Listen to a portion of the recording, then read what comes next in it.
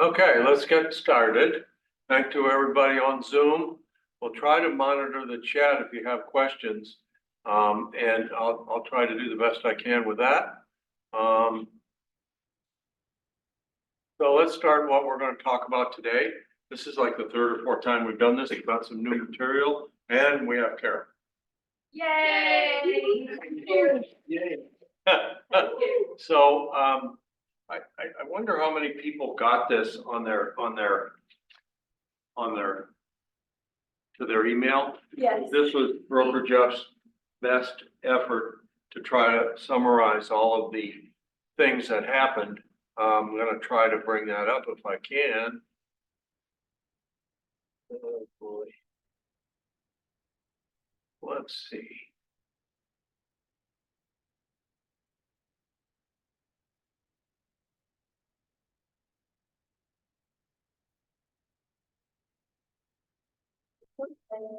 There it is there.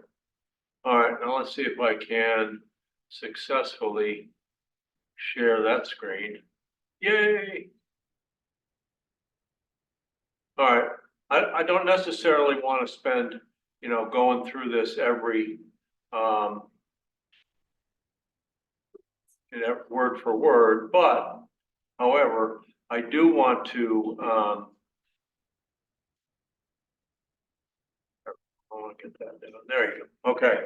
I do want to just kind of go over the key points here. So the final date for implementation is, let's scroll down. Yay.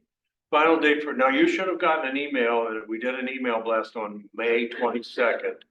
If for some reason you didn't get this, email Jones Naples at KW and I'll make sure you get it. How's that? But they finally agreed that the last date for implementation is the 17th. That was spelled out in this actual settlement agreement as the last possible date. So as of that date, your MLS will no longer show compensation for buyer's agents anywhere in the MLS. How will you find out what the compensation is? Brokers' websites and social media pages can be used to display the promise of compensation. I'm good with the broker websites. I think the social media pages might be a bit of a nightmare. However, you're always going to, when you submit your offer, you're always going to submit a commission agreement. So therefore, you're going to have the promise of commission in writing. But there's only going to be a couple different sources for this. Number one is going to be, you go on the brokerage site, and I'm sure that our KWLS will be updated. So anybody can look on our brokerage website and find out what the promise of commission, if any, is there. And second of all, what do we say when you're going to submit an offer? One ringy-dee, two ringy-dees, call the listing agent. Are you offering compensation for the buyers? And then what's the situation? Among the other questions are you going to ask, are there any other offers? Is there anything the seller would like to see in the offer? So I think you're going to be able to find it out. But where people seem to have some angst is, how do I know when I go to show a house what the promise of compensation is? Well, you're either going to get it from social media or the brokerage websites, or you're going to have to call the listing agent. So it's not going to be anywhere in the MLS. That's part of the settlement. All right. So I could make one small suggestion on that, Jeff. Sure. I think since the list agent's information is readily available on the MLS, I would follow up with a text message or an email asking that question. I have a great prospect and all of the questions, and what is the seller offering for compensation? That may turn out to be a nightmare for a listing agent, especially if you got a hot property. You probably can put in the confidential remarks. You can't put a link in the property description, but you can put information in the, please contact the broker website of so-and-so and so-and-so to review compensation. Pretty sure you can put that kind of stuff in the confidential remarks. While we're going through this little changeover, Call Call them up I and text. would always get something in writing somehow. Text are not legal, written tender. There will, That's all. yeah, there will be a commission agreement, just like we have Right. for commercial. And I don't know where you're gonna get the information, just because you saw it on a website or you saw it on a social media. That's gotta be in writing, submitted with your offer. So when you say broker's website, is it something you're gonna have to go into the website and put in manually, or is it you're putting it in manual, it's just not showing up, but it's populating through these websites? Well, like I'm sure Keller Williams will have a website, Sotheby's has a website. Yeah. You know, they'll all have websites, and whether or not that individual property is being offered as buyer, excuse me, So the field for compensation in the MLS is gonna go away. gone. That was a settlement. Yeah. So, I'm sorry, but am I hearing you say that on the MLS it's not, but on the broker's website it may be, or it will be? Probably will be. Will, so there's a field that'll say, It could be on the broker's social media site. We have a social media site open to the public. Yeah. And we also have a website. So, and I'm sure the major brokerages will have compensation information for that listing, but if not, we know we get the listing agent contact information from MLS, that will change.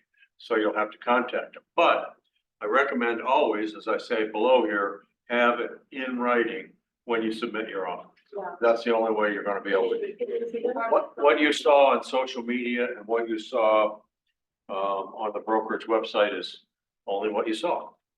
Jeffrey, I asked, you know, at the bottom where there's special instructions, can it not be put in there? Like I list something and at the bottom it said, and an offering of such and such. Absolutely not. Absolutely not. Forbidden for it to appear anywhere on the MLS.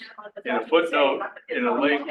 You can make suggestions, call the broker. Yeah. Uh, Call the broker or please call see the buyer. see our brokerage website. You can't say that, you just can't state the actual compensation. I have sold new construction for my entire career. And there is never a time that I would take somebody, whether they offer money or they don't. There's never a time that I would take a prospect to a new construction without first sending a commission agreement to say, if I bring in buyer and we have a successful closing, will you pay me 3%? Mark, you got your hand up? Go ahead.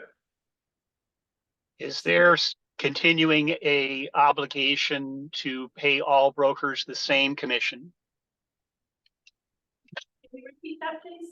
Well, he's saying, I'm guessing that what you put on your brokerage website or your social media site is what you're gonna pay. And you're saying, can we pay different people different amounts? The answer is any amount of commission is always negotiable up to the time the contract is agreed. So if you say, I'm gonna offer you X, and you're gonna say, well, and I'm gonna offer you X minus 1/2 for your compensation. And that's one of the messages that's going to every seller and every buyer. There is no set commission amount. It can always be negotiated up to and including the time that all parties agree on the contract, okay? So you So can, the seller, so you could have on your website, you're gonna pay that the seller's offering X% co-broke. And when they get the offer and they don't like the offer, then they can renegotiate. correct. That is the whole underpinning of this settlement is that commissions can't be set. They can always be negotiated and they can be negotiated at any time for any reason. So that's why they were trying to get away from putting a number in MLS and having that be the number. They want flexibility. They want negotiation. So the only thing that's gonna be true is when you send in your offer and you send in the promise of compensation, that everybody, that will be paid by the listing broker, right, still. But the seller will sign the offer and the listing broker will sign the compensation.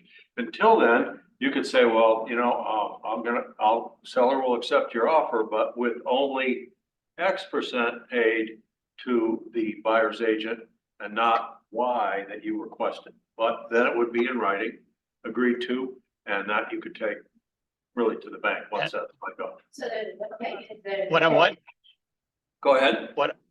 what I'm leery of is bait and switch.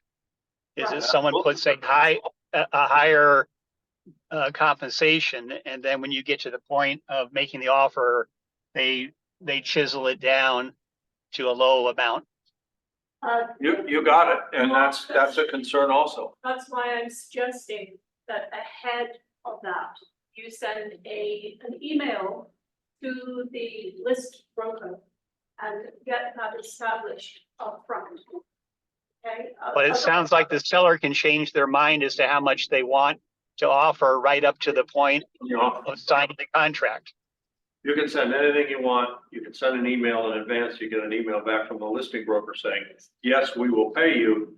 I'm not sure a listing broker will send that back to you until they see your offer. Exactly, and then really what actually comes then is the buyer's agent is a party of the contract. And that was in the value squared. Yeah. They talked about the compensation being put in the sales contract. And I read California, several of them have compensation right in the sales contract. Right now, we don't.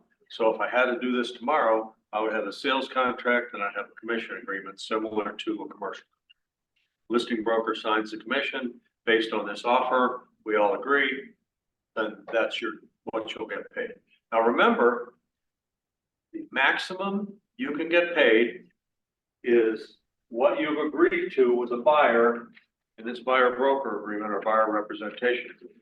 So if the seller is offering X and you have a buyer broker agreement for X minus one is all you can get.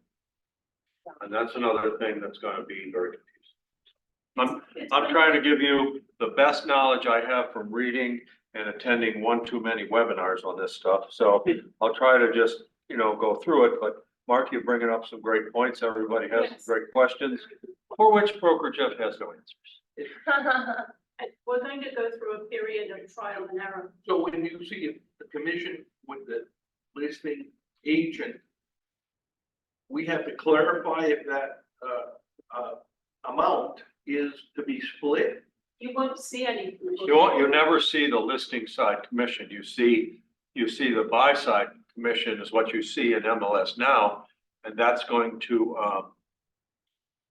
change the dynamics of it. It's going to be confusing. Oh, I see who raised their hand. Mark had his hand For a up. spell, it will settle into a new meeting. I don't know. We're trying to be on the front edge of the change, to Yeah. reduce the amount of confusion, but there's still going to be a trial and error kind of thing because questions will come up. Nancy. The new agents, Nancy, you have your hand up. Yes, I do. So my question is this, when you get a new listing signed after this date, and we know that we can't put the compensation in the MLS, can you put in the listing agreement with that seller that they agree to pay a co-broke, whatever cooperating broker, whatever amount it's going to be, 3% or 2.5%? You're talking in the MLS? No, I'm talking about in the listing agreement. on the listing agreement, when you sit down to negotiate. Yeah, you're still gonna have a listing agreement exactly. It's gonna be modified to say, I'm gonna pay a co-broker, I'm not gonna pay a co-broker. But Right. the listing agreement will decide that. But once you have that, you can't upload that as an attachment in the MLS or anything like that. That I No. understand, but my question is, if you have that written in a listing agreement that the seller agrees to pay a cooperating broker, let's just say 3%, and then someone brings in an offer and they call me ahead of time and I say, yes, the seller is offering a 3% co-broke, and they bring in an offer, then what you're saying is that the seller can then go back and say, oh no, I'm not going to do that 3% that I agreed to. I'm going to do 2.5%. So is Not that for that offer. It's gonna be based on the offer. And the seller's gonna agree to pay that in the listing contract unless the offer doesn't warrant that or the buyer's agent can't earn that. what happens if you sign for X and a half? I can't use numbers, it's against the settlement rules. Okay, But I got that. if you say X and a half percent is in your buyer representation agreement, and the seller's offering more, you've got to send it in for what you can collect. So I think the listing agreement is an agreement between the broker and the listing agent, and I like that, but it has nothing to do with what's gonna end up with the buyer. I mean, other than the sellers agreeing to offer up to that amount. And it says right in the new listing contract that commissions are not set and can be renegotiated at any time. So the seller's gonna sign that listing agreement knowing that the commissions can be renegotiated in the process. Well, So that may sound a little like the Wild Wild West, but that's what we know so far. The upper limit, so when you do your buyer representation agreement, you know, you might want to provide for what you can earn. And the buyer representation agreement says, if I earn less, you've got to pay me. I don't think that's going to happen very much. I think you're going to put X and you're going to get X minus a half, and you're going to take that X minus a half and say, thank you very much. I'm not sure why you would want to go after a buyer for the difference, but it does give you the right in the, did that answer your question, Nancy? Yes, I understand that. So my thought, and maybe I'm wrong, is that when you find out what that commission is, that the seller is offering, then you put that in your little agreement with your buyer and submit it. You can, as long as it doesn't exceed what's in your buyer broker. Right. Okay. Okay? I think, Yes. I think this all if, let's say you get a lower offer, let's say a house is listed, can I say, for 400,000, and somebody offers 350, then people being what they are, the seller's going to say, well, I don't want to pay that much commission, and you have to renegotiate it. Yeah, Which you've always been able to do, by the way. yeah. But you've always been able to do. It's just a different, it's the same as we've been working all along. It's just a different way of doing it and understanding what the rules are. Okay, so the next point, because we've got a lot to cover. Sellers can offer credits in the MLS toward buyer's closing costs, which can be used at the discretion of the buyer to pay for the buyer's agent compensation. That's it. The sellers can offer credits in the MLS now, all right? And those credits can be used by the buyer for whatever they want to use, including your compensation. And there's some signaling already from the Justice Department that maybe there will be no promise of compensation. It will all be done by credits. Does it change much? No, not really too much. It's whether you give a credit at closing or whether you pay a co-broke. You know, the seller's gonna figure it out fast that if I say I'm not paying anything or I'm paying this much, they're gonna get offered less. But that's the underlying principle here, is to make everything so fluid that it's totally confusing. But I think we will all. I had a question. You look a little confused. I'm sitting myself in the position of sitting in the buyer negotiating. It comes up and your commission is getting way of the buyer. That happens all the time, right? You know, it's like, we got $10,000 between us. How are we gonna work this out? And a lot of times it's a concession from the listing agent and or the buyer's agent. But remember, it's against the code of ethics to ask the other side to reduce their commission, even though people do it all the time. Yeah.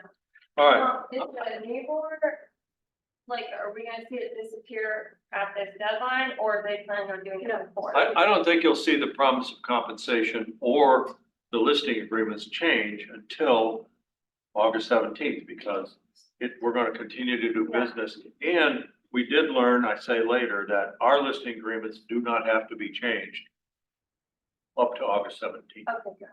So, the big deal was NAR in the settlement said, if you're touring with an individual, then have to have a written agreement. Now they've redefined it to say, working with a buyer includes touring efforts. But if you're working on behalf of the seller and an agent of the seller, and you're touring somebody around an open house, it's not considered needing a buyer broker agreement, all right? So they're differentiating to say, If you're working on behalf of the seller, I'm doing your open house. Do I have to have a written agreement with somebody that walks in? No, that was an initial fear, but that was clarified in the, and I gave you a link in this thing to the Q&A if you want some good sleepy time reading. That is going to be signed and it is now law. You fully see that. Like I say, some of this is gonna be much about nothing, but I think that we're just gonna have to be a little bit different in the way we behave. So NAR is finally defined, working with a buyer to include all activities providing actual brokerage services to a buyer, i.e. identifying potential homes, arranging a showing, negotiating for the buyer, presenting buyer's offers, or performing other services for the buyer, CMA, stuff like that, are working with a buyer. If you are working with a buyer, now you have to have something in writing with that buyer that explains the compensation. I think the buyer broker agreement, we worked 2 hours on this the other day at Legal Resources. I still think it's kind of garish, right? And I think, Kind of what? Garish. garish, that's a good word, isn't it? A nightmare, yeah. Yeah, Yeah. so to me, Good. we were sitting in there with 15 lawyers, 15 agents, and we're like, let's call it a buyer representation agreement. Let's soften it a little bit. Let's make it, nope, gotta say this, gotta have that, gotta have lien rights, gotta have this, and we're done. I think that's a hard document to explain to a buyer when you first met. Do I think we're gonna have a little kindler, gentler buyer representation agreement? Broker Jeff's gonna try to do one, because I think you have to have a better way of explaining what you're doing, even though you might have done all the words and said all the right things. You put that in front of them, Yeah. it's gotta match 100% to what you just told them. And the compensation has to be, this occurs, compensation is paid, boom, boom, boom. And in some events, you might be asked to pay my compensation. And we might be able to negotiate so that your net is the same, and that's something we can do right at the time of contract. But this thing says you're gonna pay me X%. If you don't pay me, I'm gonna kill you. And if you pay me less, I'm gonna squeeze it out of you. That doesn't, and then, by the way, I can lien your property. So Yeah, that's all. we try to get that out. So are we gonna be allowed to use like broker specific agreements? Yep, we sure are. I think we're gonna end up with something like a showing agreement that we have for the sellers. We're gonna have something like a showing agreement for a buyer that's gonna be less intense. I'll just keep working down here a little bit. NAR states that an agent working with a buyer who's receiving compensation from any source must have a written agreement that specifies the amount or rate of compensation to be received and how that amount will be determined. You can't put X%, you can't put, well, it could be D, it could be, it's gotta be specific. So that the buyer who's signing that agrees that in some cases, they may have to pay X to you for your services. Hopefully by that time, you've enumerated your services, and it's not like, sign this before I show you 123 Main Street. Hopefully we get a little bit smoother at that, and we got a whole class on script and role play set up for next month. So we'll try to work on scripts that you can use, internalize, make it a little bit softer. I'm just trying to give you my takeaways from all this stuff that came out of NAR. We have a question. This is new for Florida, but I hear in Georgia and possibly other states that you have to have an agreement before you can actually show buyers. Why are we just following in that footprint? 18. Works. 18, I think now maybe more states do have a law. So I don't. Florida is not, It's not a law. Florida is not one to put laws on the books. I think Florida realtors will come out and say, hey, if you're a realtor, this is our policy. We expect you to do this. And I've even said, who's going to enforce it? And somebody said, oh, the MLS will enforce it. Wait a minute, if there's no promise of compensation in the MLS, how's the MLS going to? If we get it to be. So there's still a lot of dust that still has to settle, but in my opinion, as a broker, you're gonna have to have something in writing with the buyer when you start working with them. So I know we talked like how that buyer broker agreement can be a little aggressive, I suppose. Carol, do you use a like, cause I know you said you I use the same one. you do, okay, The same one that you use, I've been using for years. I have never had a person, I refuse to sign it, never. Because your skills come into play, you explain to them what you're going to be doing for them. Explain to them how you're going to represent them all the way down the line, show your value. They won't want to go to anybody else, so they're happy to sign it. I've had people walk in that I've never met. And within 45 minutes, they sign this.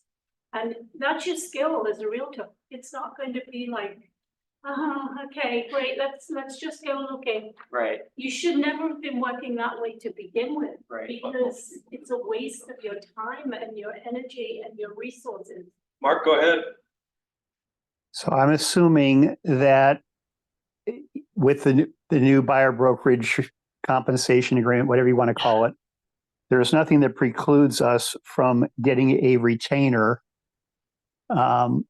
whether or not they purchase a property.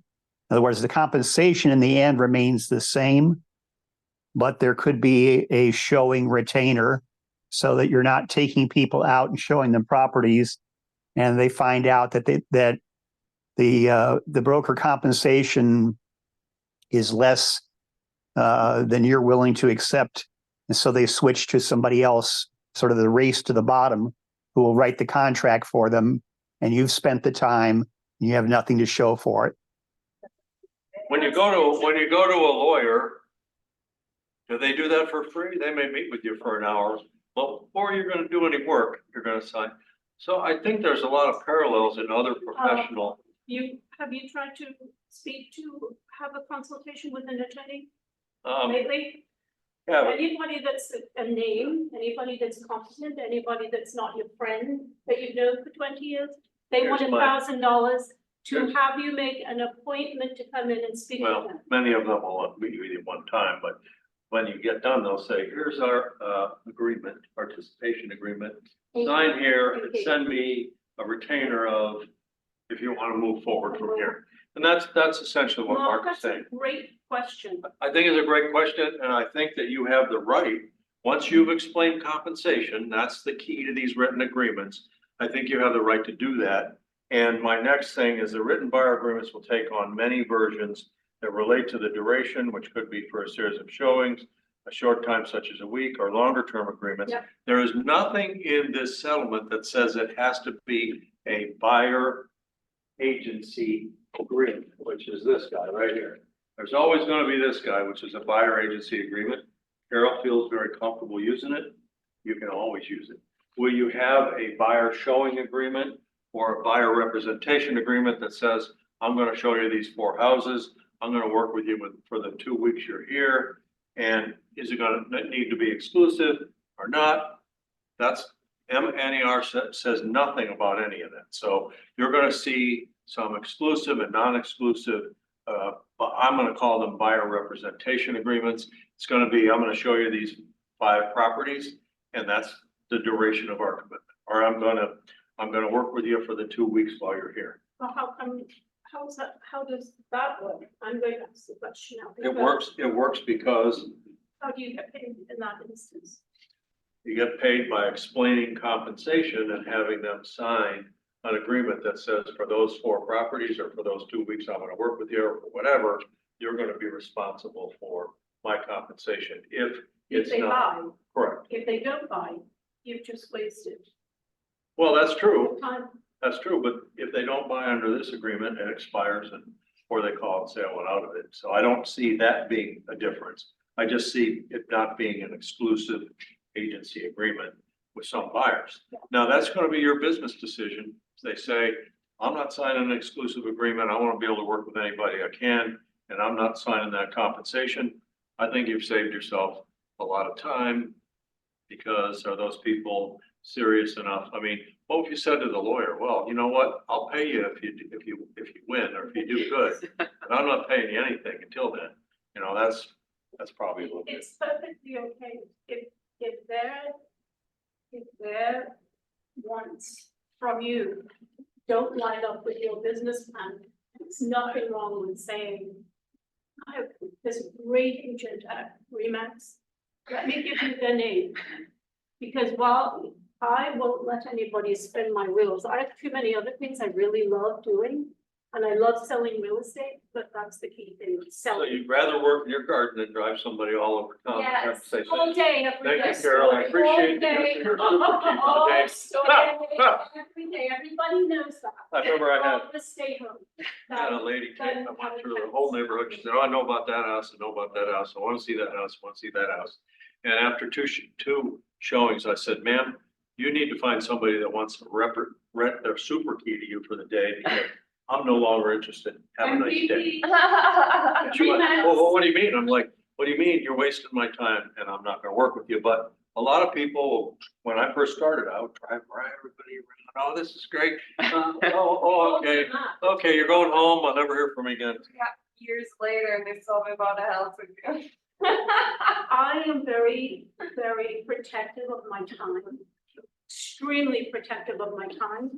And I want to know that there's a very good chance that at the end of, within this contract, they will end up buying a home with me. And if I am not able to service them, then I don't really That's why you're deserve spending it. the time up front. I agree. I will Okay, work let on me that. kind of just get through this so we don't, but the point is, I just said, what you put in that buyer, what you put for compensation in your buyer agreement, whether it's exclusive or non-exclusive or whatever it is, has to explain compensation. Okay, and that compensation cannot exceed what you've agreed with the buyer. Even if the seller's offering more, even if there's a bonus, that's all you can collect. Now, how you're gonna police that, another story, but the point is that's the guts of the settlement. And did you say, sorry, I don't wanna make you repeat yourself, but did you say it can't be as ambiguous as X percentage of purchase price? Like it has to be more It specific? has to be an amount of money. Oh, like an actual physical number? It could be a percentage of the closed sale price, Okay, but it can't be, well, maybe it could be from X to Y. right, but it has to be a set number, but it can be a percentage of, You could put 4%, and if they're giving you 2%, then you're like, okay, that's fine. Right. It just can't be more than 4%. So I'm like, I'm giving you 5%, but you. put Or 4%. right. Then I think bonuses are gonna go away because they can't exceed the total compensation in your buyer. And if the seller's only offering, let's say, half of that compensation, are agents gonna be chasing their buyers down for that other half of their commission, or is that? Well, that's your business decision, but if you come and tell me that you want to sue a buyer. Right, For 2% and I'm the broker, I might not be too excited about that. I understand. I know that there are agents that it's half of 1 point, they'll go after them, but Yeah, I don't know that that's gonna be up to the powers to be to say whether we're gonna do that or not, but I've only enforced a few of those, and when I enforced them, I had a signed contract and I had times and dates. And most of the time when I presented to them, they said, okay, I'll pay you. But whether or not we would file a lawsuit or place a lien, right.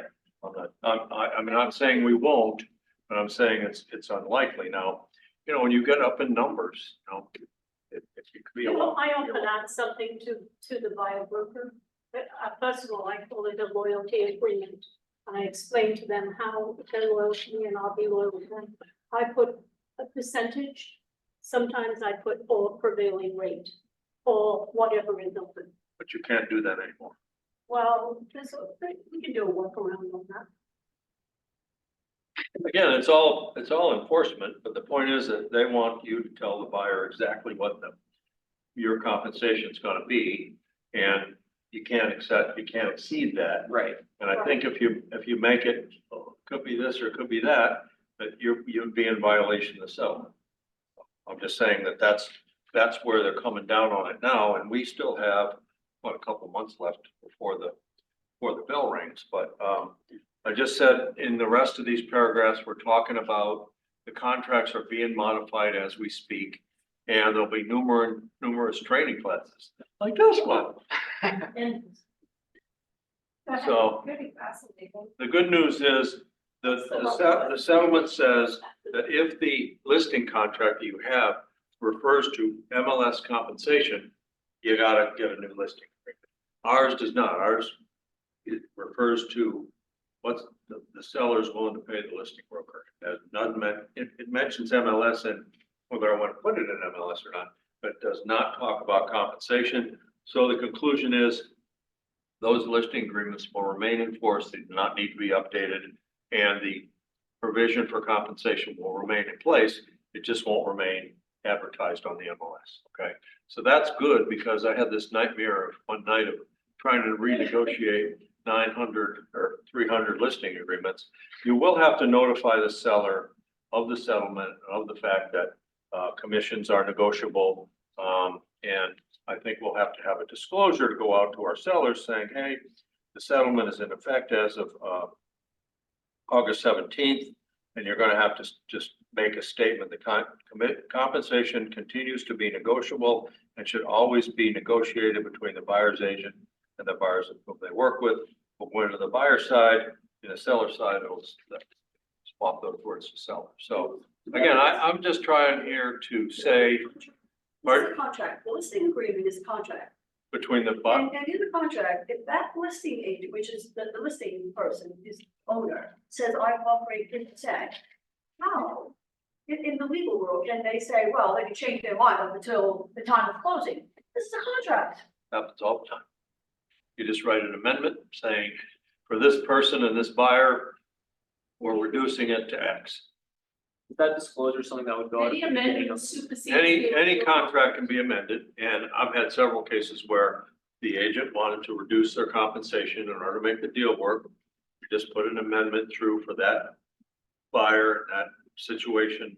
Here's what we're gonna do, and everybody signs it, and it's a revision of the contract.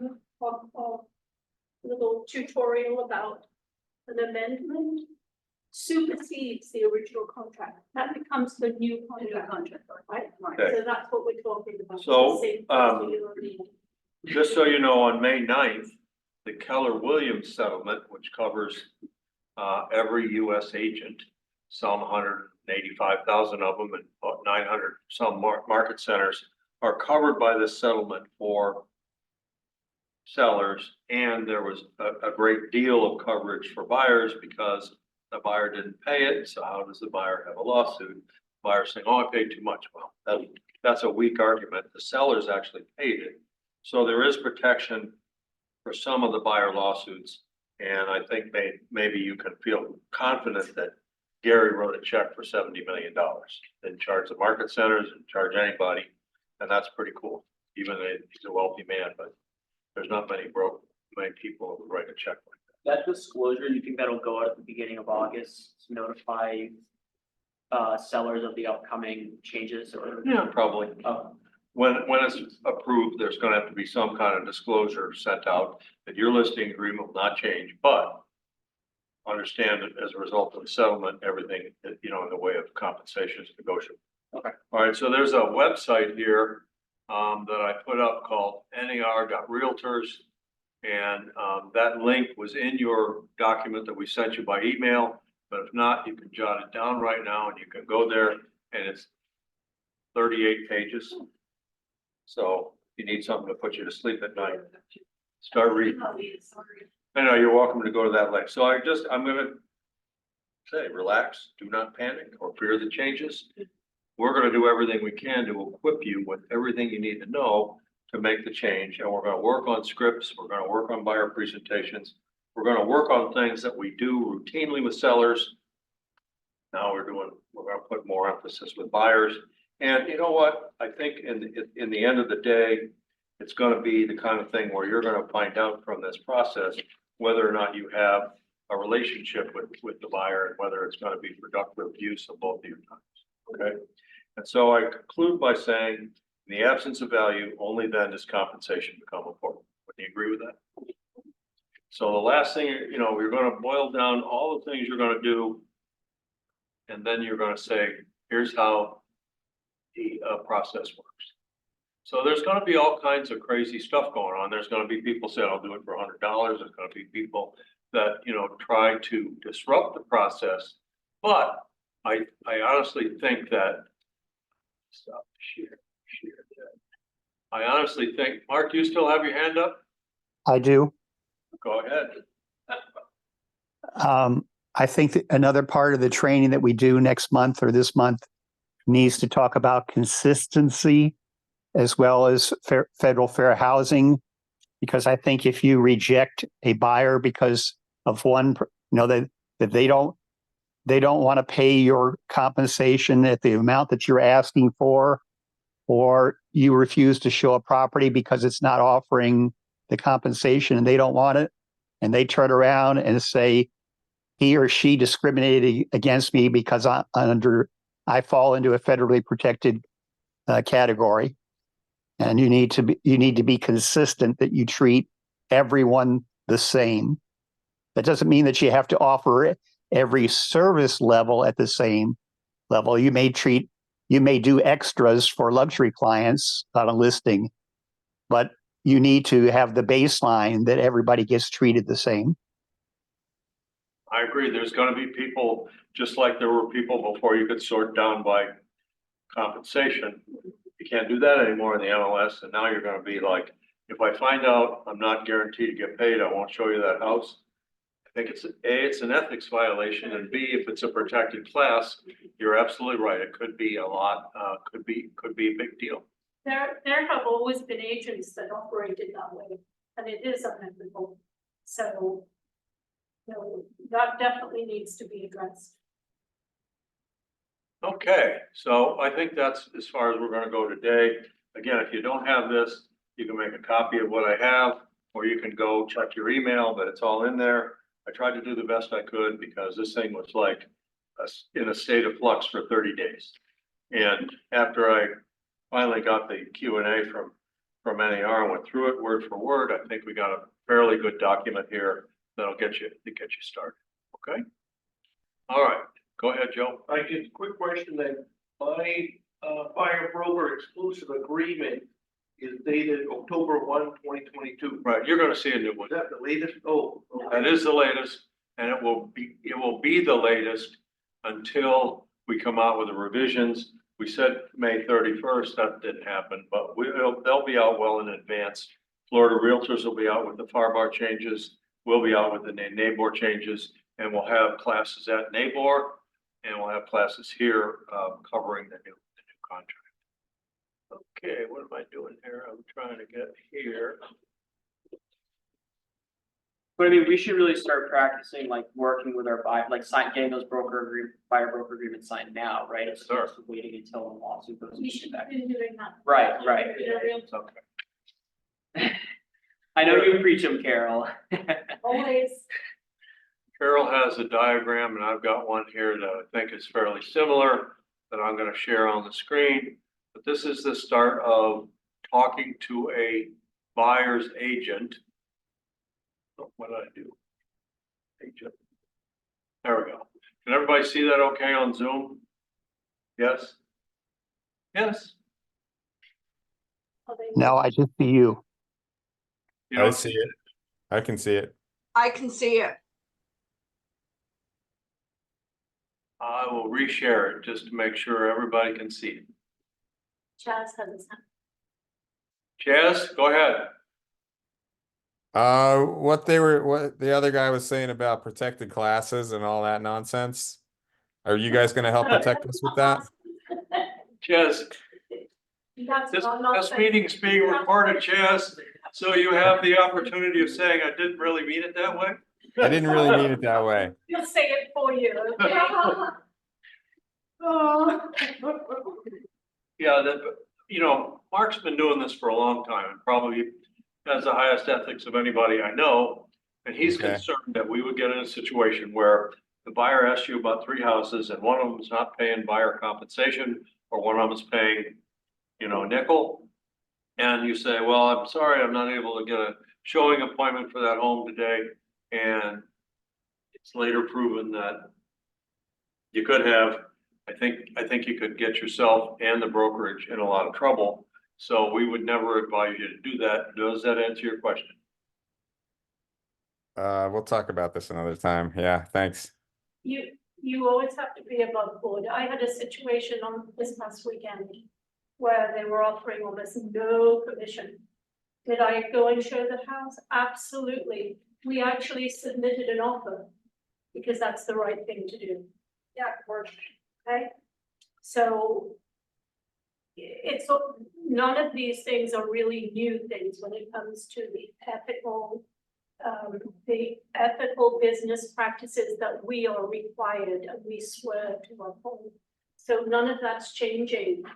And you know, it's gonna turn out that you're gonna work for free. You know, I think that's your business decision. I think Mark was on the right track that possibly a retainer is involved for you to embark on the process. There's nothing stopping you from doing that. But, you know, it's very similar to what it was before when there was this commission and there was this commission. And which one did you want to show? I always operated, I'll show you everything you want. If you like it, I don't care whether there's a bonus or what it is. I'm trying to get you and where you want to go. That's always the way I operate. Yep. But I think that obviously when you draw a curve like this of all the agents, there's gonna be those on the outer fringe that are gonna say, you know, I'm not showing you that house because, or, you know, I'll only show you these houses because, you know, I think that's, I don't know that that's a lot different than what's being done now, other than we didn't have zero before. We had very low. So, I don't. Let's kind of move on. Can you see this now, Mark?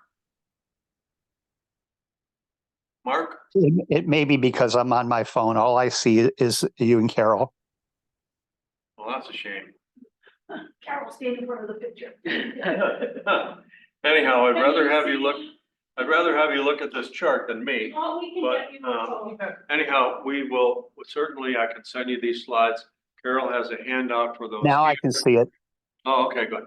All right, so here's what we're doing, and we haven't done before. On the right side where it says seller, we were very quick to enumerate all of the things we're gonna do to a seller for a seller at a listing presentation, right?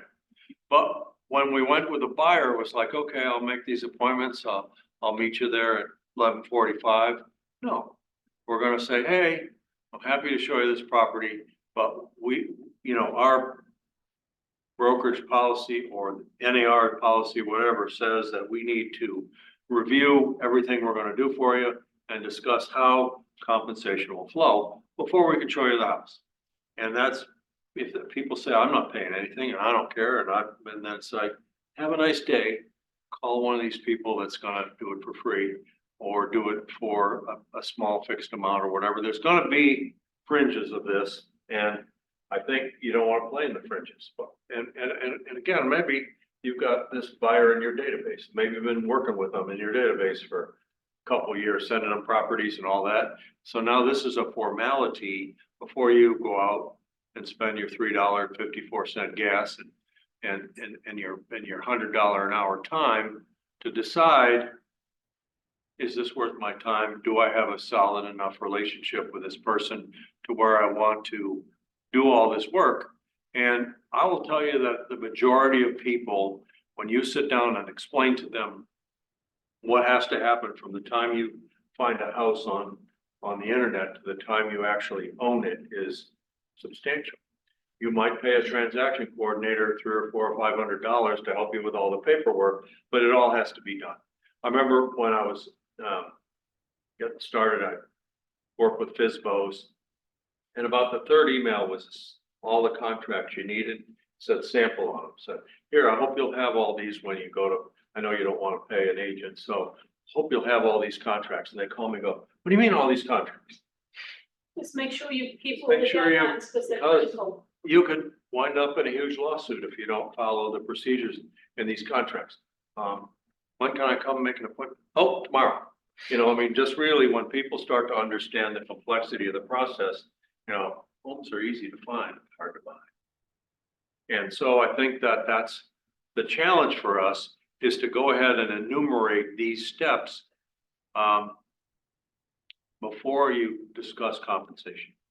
It's also important at the buyer broker consultation that you let people know that your job, your work, serving them actually begins once you identify a home and go into contract. So you have to show your value Not just when you're driving around wherever these people drive or whatever. Is there something you can share with us? Like, so we have a copy? Yeah. Sure. I can send you these slides, or Carol has, and we'll make some copies for you. This is the audience participation part. Would you all chime in and say, obviously this is all different and the environment is in kind of a legalese settlement. But is this really going to change the way you do business? I mean, yes, we might have some different dialogues. Yes, we might do some different things. But what is the heart of our business? The heart of our business is our database. And if we're working with people in our database and our Mets, and they come out of the database and they say, hey, Mark, thanks for sending me these properties. I'd like to go see them the next time in Naples. I mean, I think a lot of a benefit of what we do with all these database things is to cultivate relationships with people before you go out and show them properties. I mean, I think everybody's, well, what about if somebody sees something on Zillow and calls me? What do I do then? Zoom via consultation, wherever they are in the world, I do more. So Mark, I see you have your hand up. I'm happy to answer your question, but what do you think? Is this going to change your behavior a great deal? I think what I was about to say is if it was important before, it's going to be even more important now to know your competition.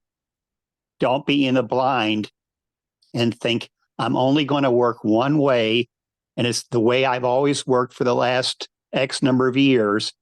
Is the competition is going to morph, if you will, in this process. And those that bury their head in the sand and don't pay attention to what their competition is doing may be left out in the cold. So try and figure out by monitoring websites and talking with other agents without violating federal fair housing or Federal Trade Commission rules, what they're doing, and be careful what you say because loose lips sink ships. Well said. But I guess I got to come back to asking you, where are your buyers coming from? Aren't they coming, a lot of them, out of your database?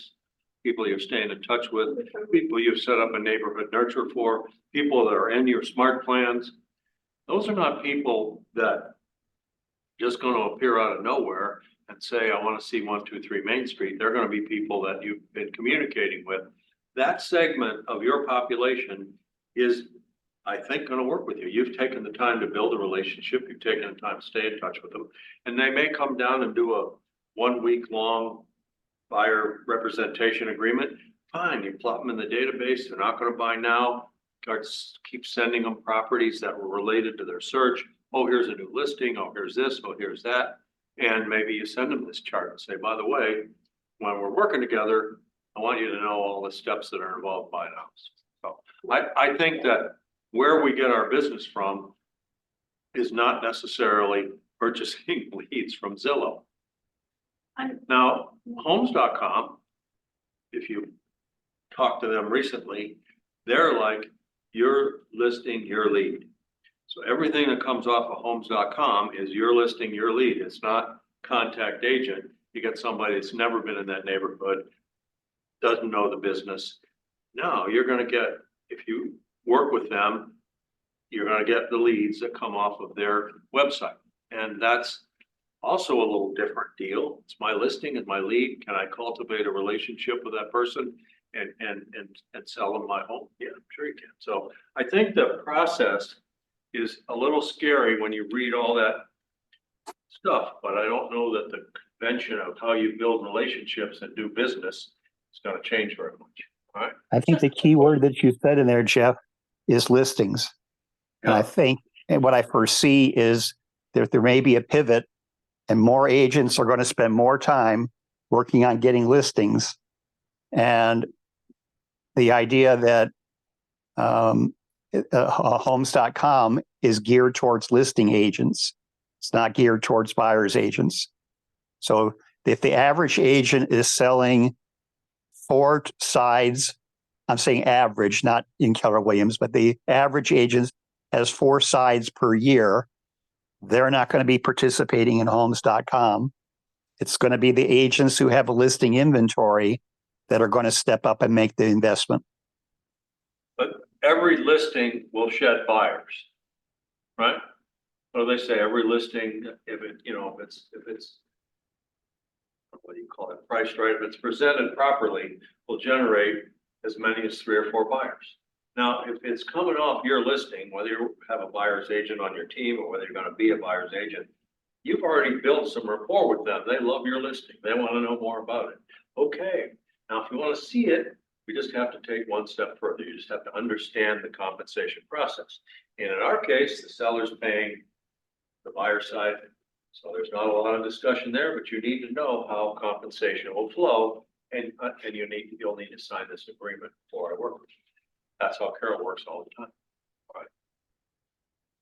Let's pivot here a little bit and talk a little bit about buyer presentations, just like we do listing presentations. And that is, there we go. All right. Can I page through that? Yeah, I can. All right. So I have a couple buyer presentations here that you are welcome to.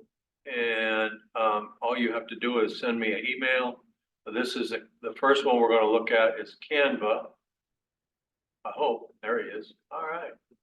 Carol, I'm getting better at this as I go along. Okay, this is a buyer's presentation that you can take and brand it with your own stuff, right? And I think one of the Marco agents already did this, but anyhow, it's a 7 or 8 page document that you can send, could be a pre-meeting, send to the buyer. I guarantee you, most buyers don't have any idea really what you have to go through to buy a house, right? And they're like, what do you mean negotiations? What do you mean pricing strategy? So this just takes it through. Now, again, you can take this, I'll send you the Canva link. You do whatever you want, I paid for it. And you can have any of these slides or none. But I think this is something that you want to have in your repertoire. There's some kind of a presentation. I got another one from Paperless Agent that I'm going to show you in a minute. But there's a number of them out there. I thought this one was particularly good. If you have, you know, a VA or DC, they can probably take and do a nice job of branding this for you. But writing an offer, factors to consider. Say what?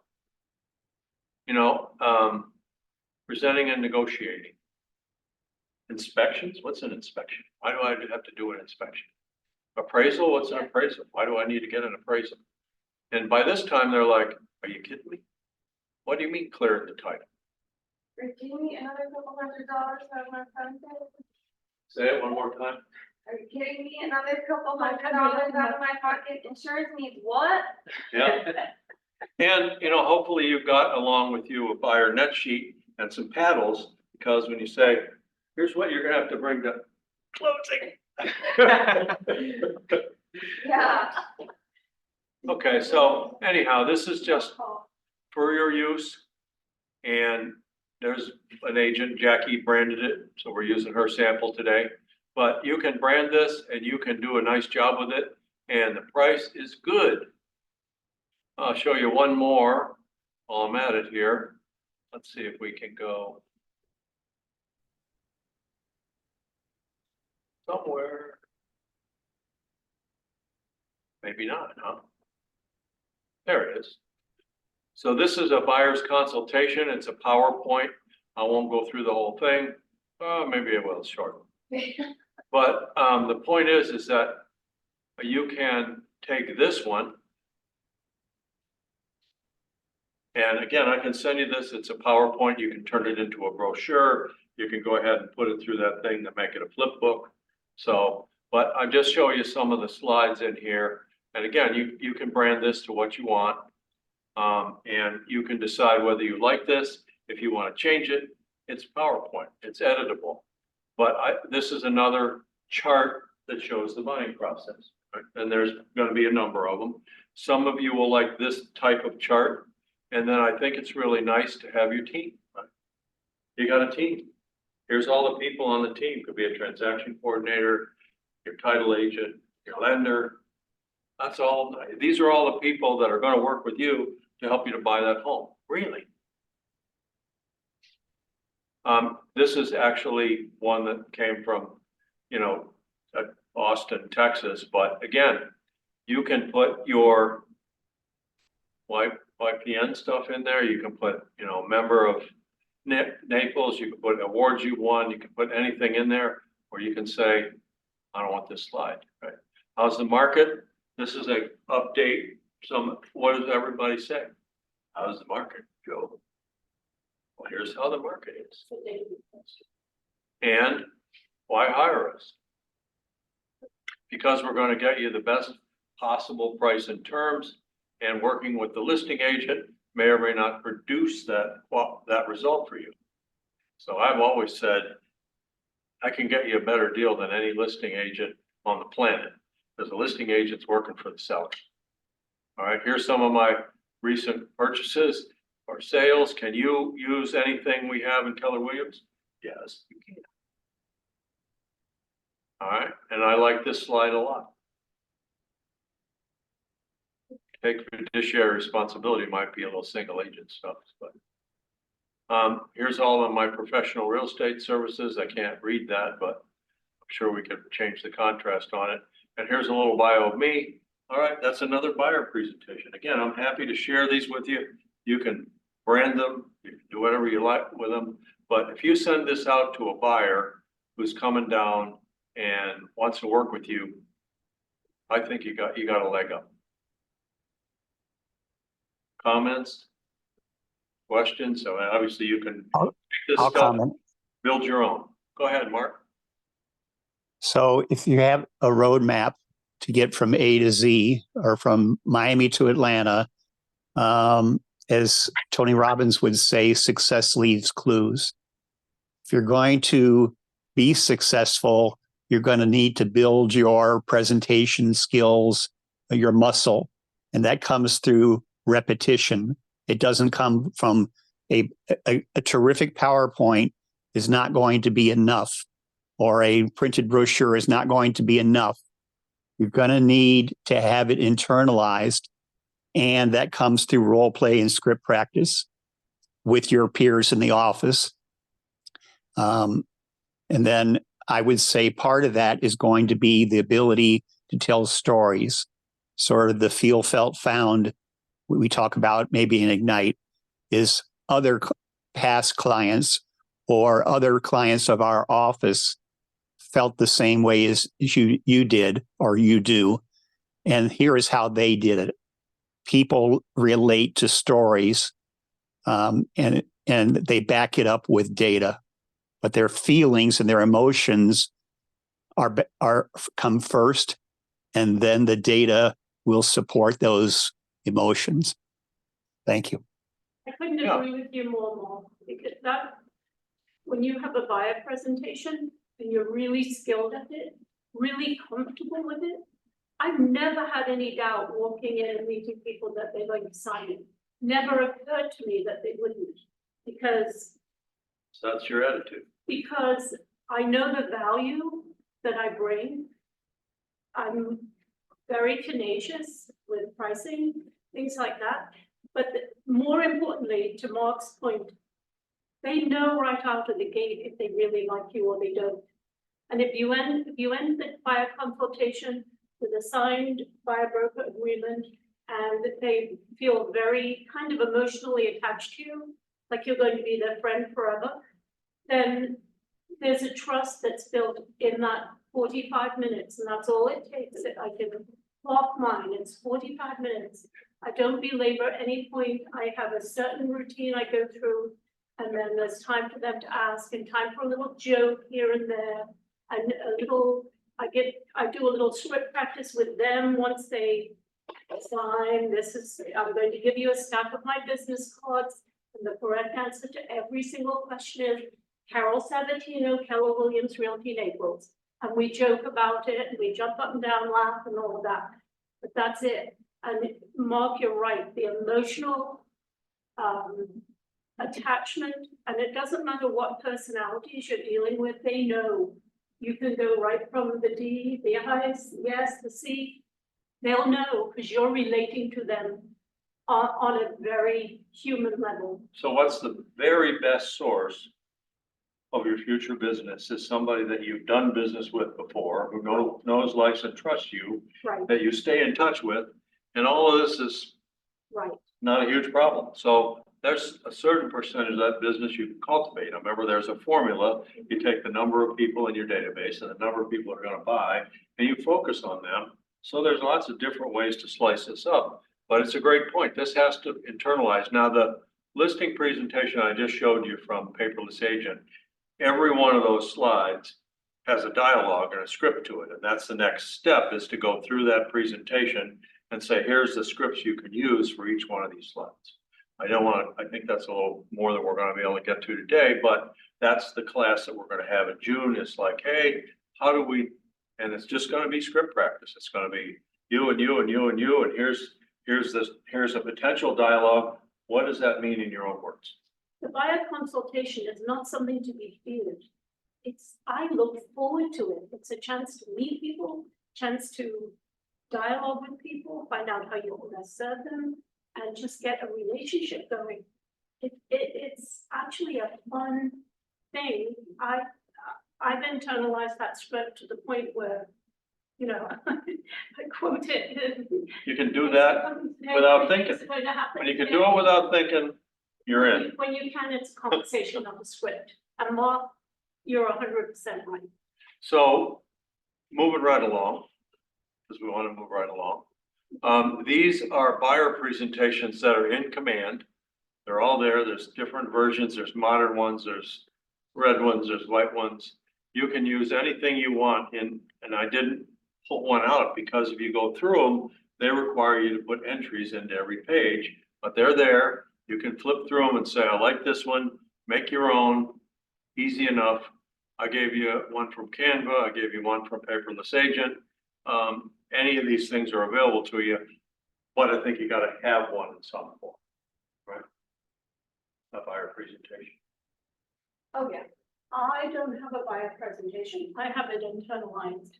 You are the buyer person. Well, I like to have something specifically for first-time homebuyers because they need it. Oh, I yeah, just yeah, material for them.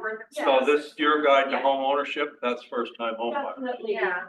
So you can go into, To be able to go back and look at it, it's a lot to absorb. Right, So yeah. hop into Command Designs, buyer presentations, and that's all there for you.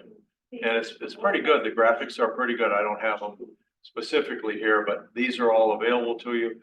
Your guide to home ownership, there's a first time home buyer flair on some of them. There's a how's the market on some of them. Whatever you might have a couple different ones based on your initial conversation with them. Okay? And moving right along.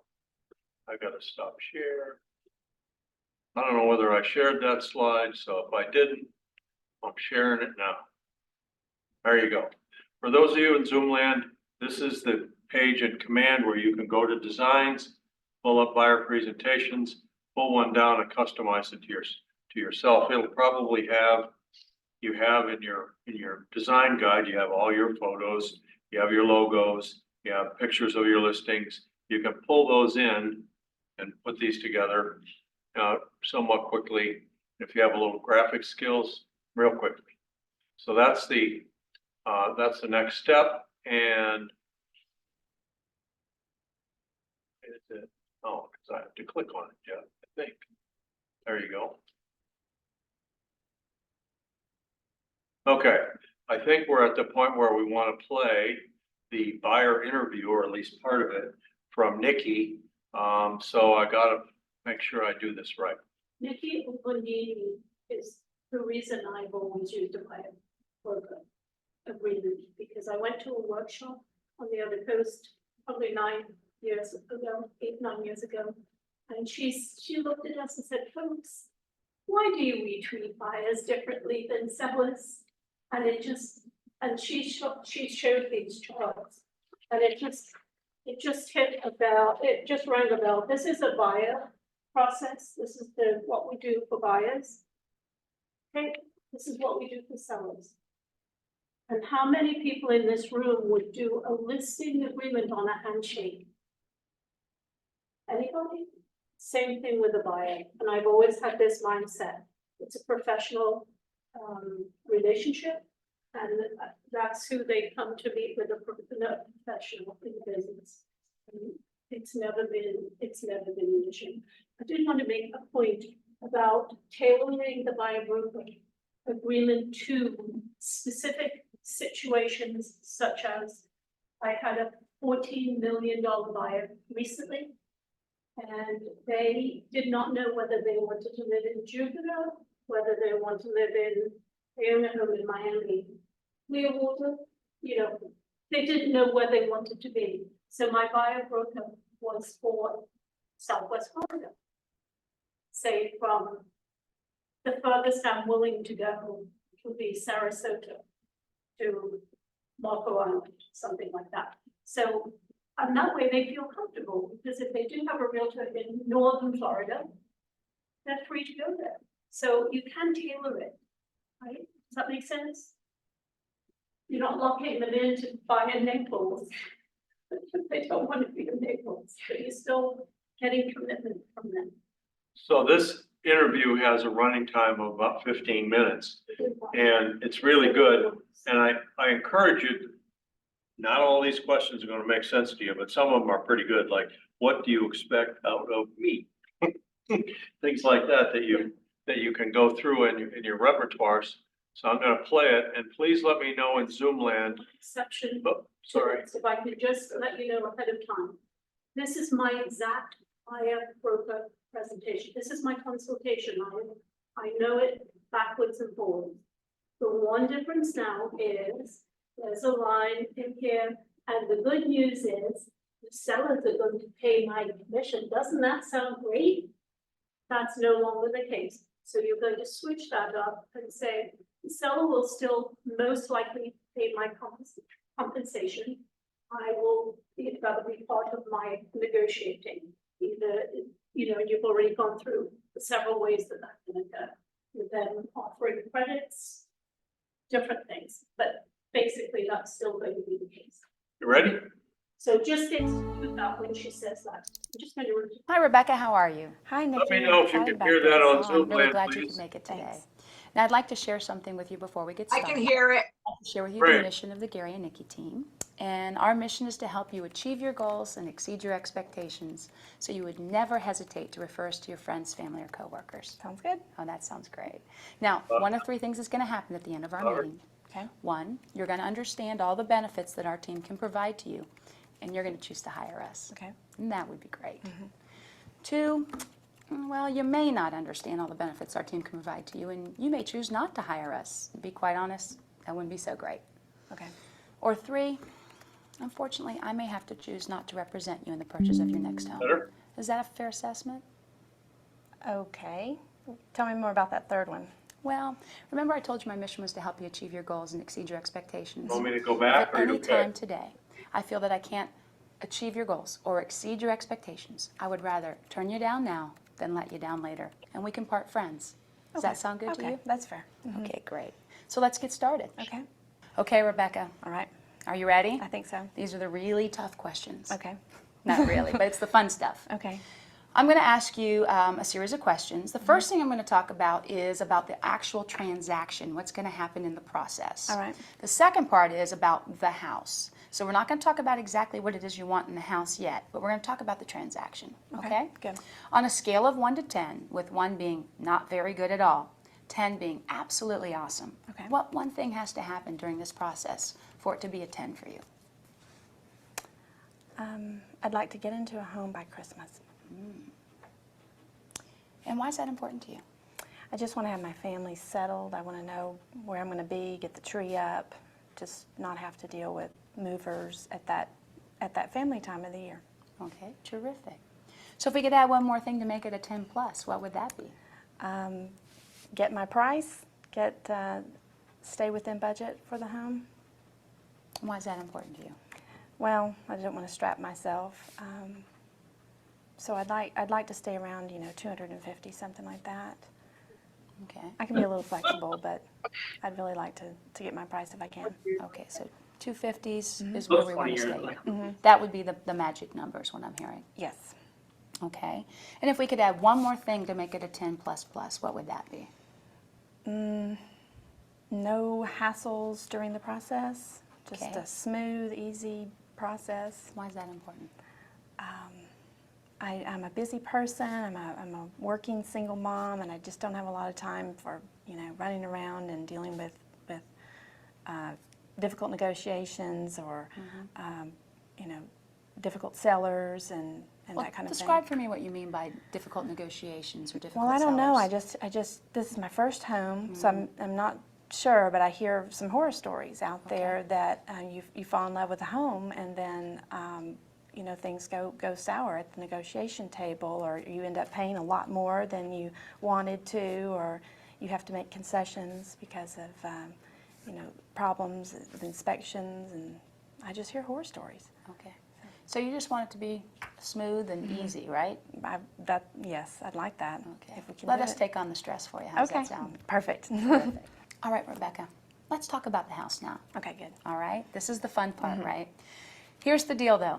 You're only going to get 3 have-to-haves. We can have lots of wants, but we're going to have 3 have-to-haves. Okay. Okay?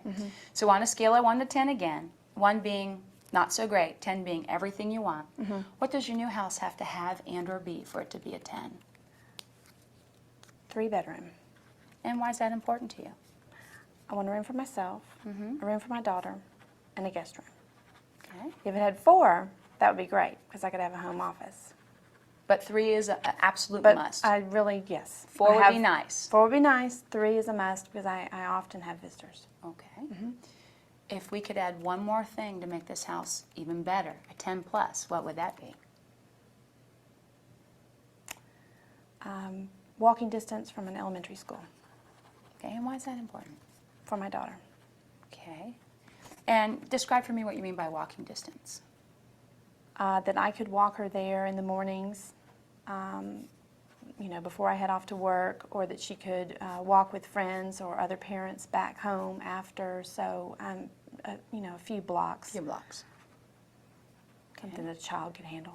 Okay. Well, it's different, isn't it? Okay. And how old is your little girl again? She is a toddler now. Okay. So I'm looking ahead towards the elementary years. Okay. Well, I can appreciate that. All right. And now we get to add one more thing. Now this is the 10 plus plus thing. Okay. What is that?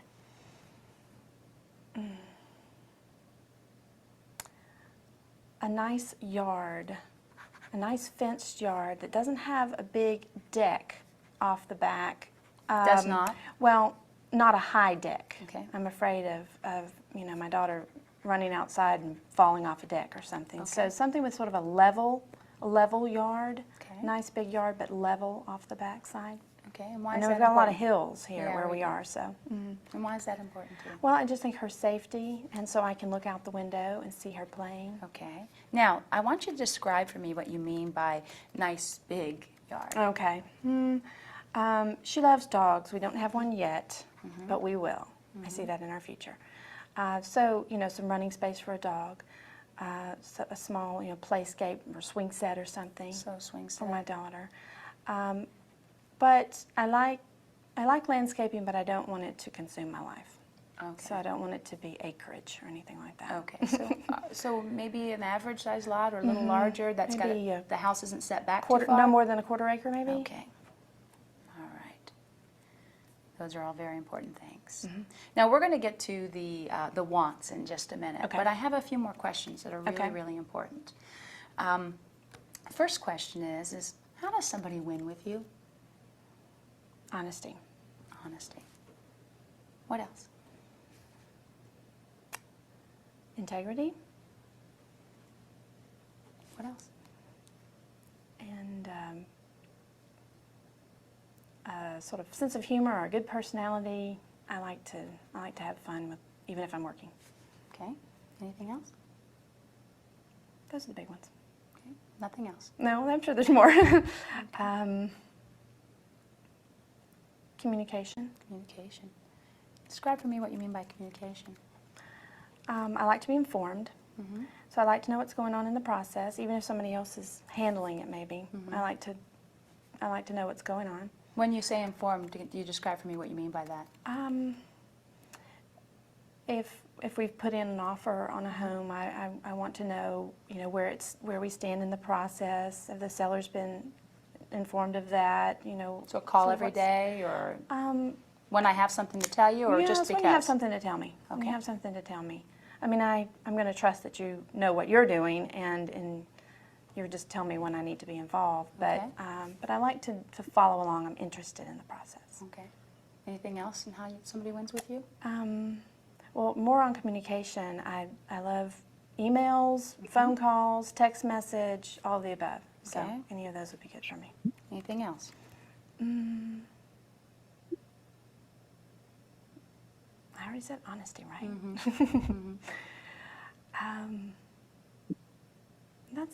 Those are the key ones. Well, we can come back if you think of anything. Okay. Now, how does somebody lose with you? Dishonesty or trying to be sly or keep things from me, or maybe out for themselves and not keeping my interests and my daughter's interests at the forefront. Okay. What else? I think communication breakdown. Okay. I think there has to be a level of respect, Okay. mutual respect for each other as professionals and busy people and parents and whatever we have in common. Okay. Anything else you can think of? How somebody would lose with you? Dishonesty would be a big one. Those are the main ones. Okay. All right. Now here's my last two questions. Okay. They're really tough. Okay. Are you ready? I'm ready. Okay. What do you feel you have the right to expect from me as your realtor? I think I have a right to ask you to do a thorough job for me, to know your market, to know what's out there, to help me narrow that field. I've got some good ideas, but I need help. To be courteous to me, to the sellers, to other people involved in the process, to help me get a good price, and I'm not sure where I'd be right now without that test. There was no indication in my panel, blood work, or physical that showed any signs of this. I was lucky. get something of value, get a home that I'll be proud of, and that I don't want to think about moving, but that has resale value. Okay. What do you feel I have the right to expect from you as my client? Okay.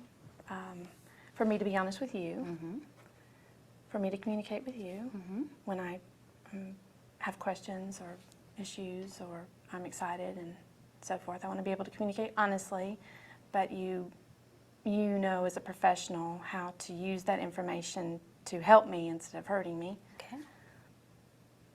To make this process fun and pleasant, painless, smooth. Okay. Anything else you feel I have a right to expect from you?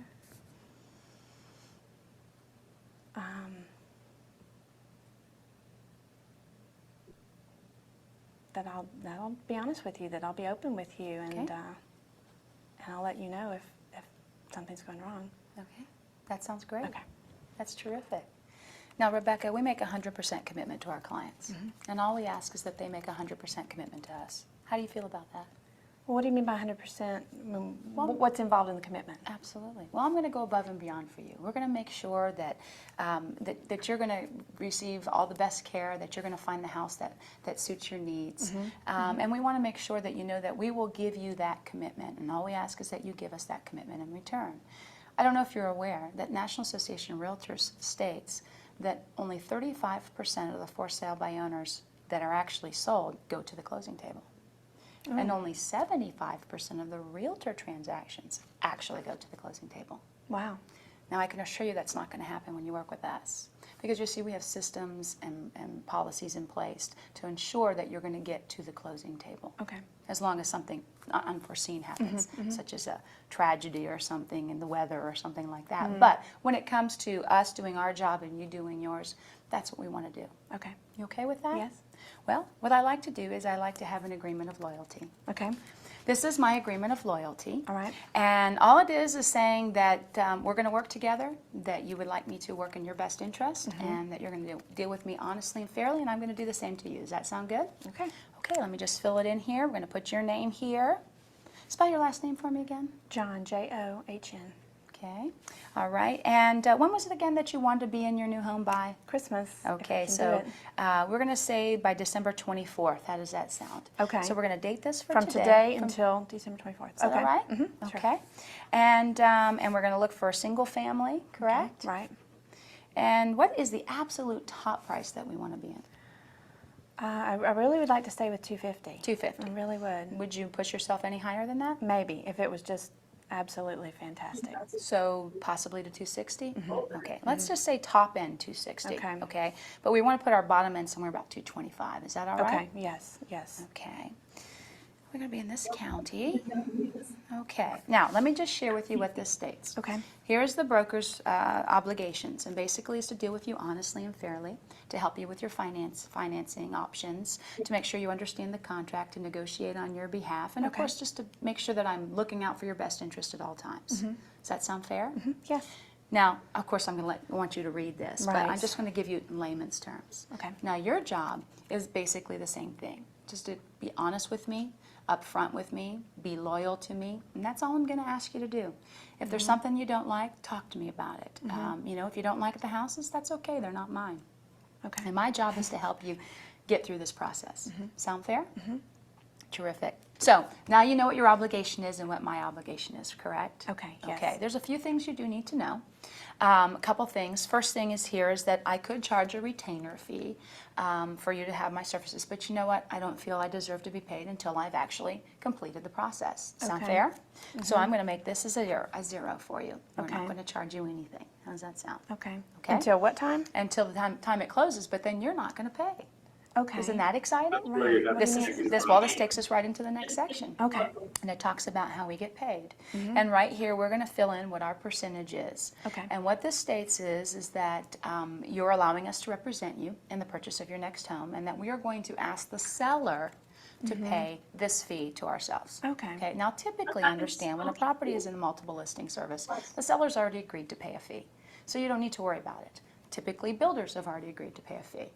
And in most cases, most for sale by owners will pay a fee as well. In fact, Okay. I've never had a situation where they haven't. Okay. Now remember, that's because we represent you, but they're going to be paying the fee. Sounds pretty good, huh? Yeah, it does. I didn't know that. Good. Now the only thing you need to be aware of though, is if you go out and you look at houses without me, or you start negotiating without me, and then the seller says they don't want to pay my fee because they didn't realize I was part of the transaction, you may be obligated to pay that fee at that time. Can you understand how that could be a problem? Okay, right. I understand. So basically what this means is that, you know, we're going to kind of be in an engagement period, if you know what I mean, Okay. okay? And we're Working gonna, with we're just Carol going to Sabatino. hang out together, and we're going to be honest and upfront before we make sure, I don't want you out there doing anything that might jeopardize yourself. Okay. Sound fair? Sure. Because my job is to protect you. Right. You all right with that?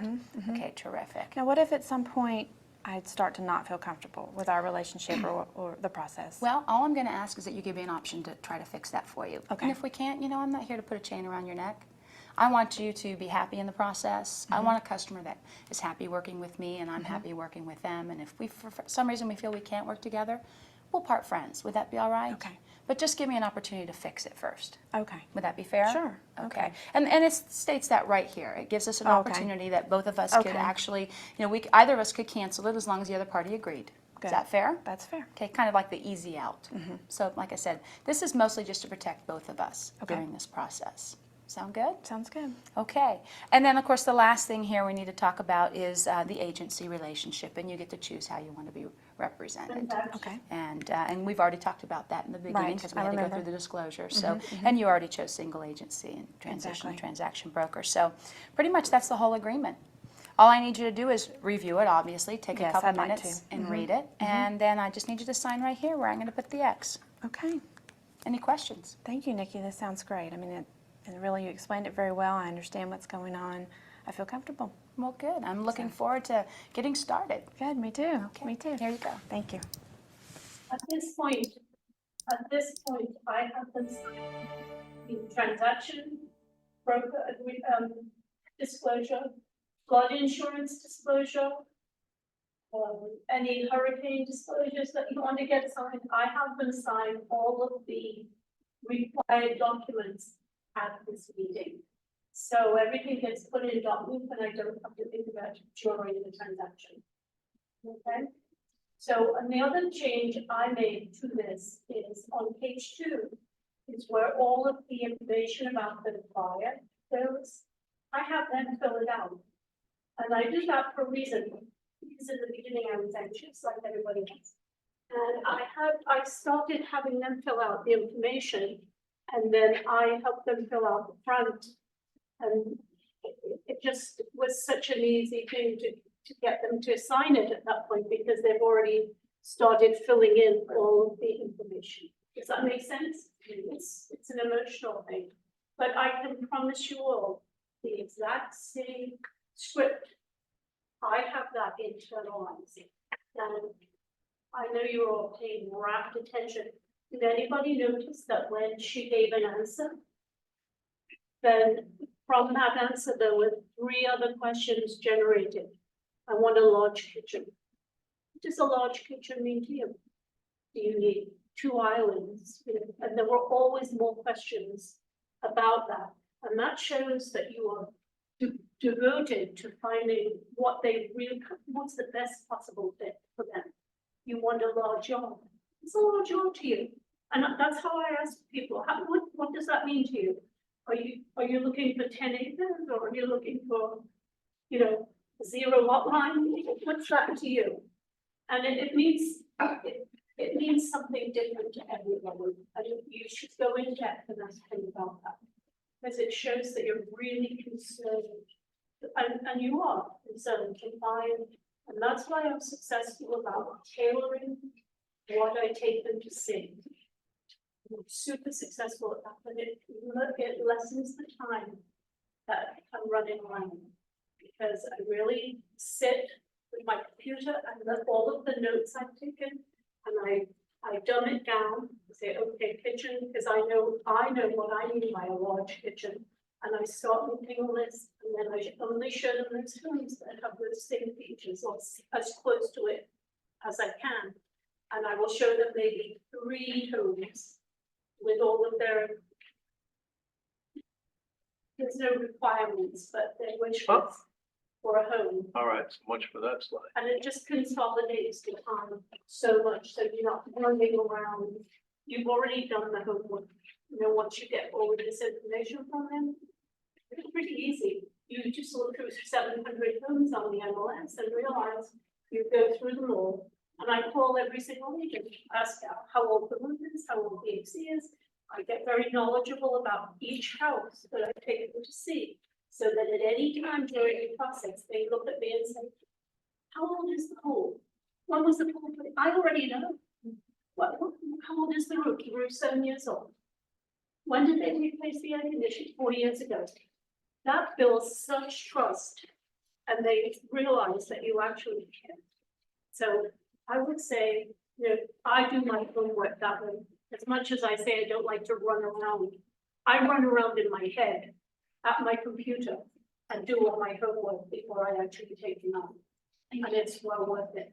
Thanks for coming. Cool, thank you. Does that make sense? Yeah. Yeah. And Ryan knows this, because I'm brutal about standards and ethics, and he's like, oh, there again. No, I appreciate all the lessons you give me, and I try and model how I operate after you, so I appreciate Thank it. you, Ryan. That's so sweet. I'm sure you could do things better than me. You're way more computer savvy than I. You all have our gifts, right? Okay, so how do you help them if they're, and I don't want to go into somewhere that we shouldn't be going into, but if their expectation of the price versus their home, I mean, we deal with this all the time. They're You deal expecting, with that right at the buyer consultation by going in depth and asking them, what's the budget? They've got $300,000. They like a nice single family home with a pool. Is that realistic? No. So you deal with it then. You don't wait till you go and show them something like that. I don't show them anything. but what's your verbiage to say, that's not realistic, that's I not. didn't say it's not realistic. I say that would be challenging. On the Let's, MLS, right? in front of them. I sit there, you've got a TV screen in the conference room. Let me show you. Let me dial up. This is how I'm going to look, I tell them. This is how I'm going to search for homes. I'm going to put in, you want to spend 300,000, so I'm going to go 350 or less. And everything in that price range is going to come up. And they sit there shell shocked. Yeah, that's, Sometimes it's $1 million and they think, oh, I'm gonna get a pallets for $1 million. No, you're not. Yeah. But you're managing your expectations at that meeting. When they leave there, they have a very clear idea of what they can afford, the neighborhoods, and they're going to leave it up to my expertise to fit them into the best possible scenario based on their list of wants, needs. You see how it works? And many of these people are in your database.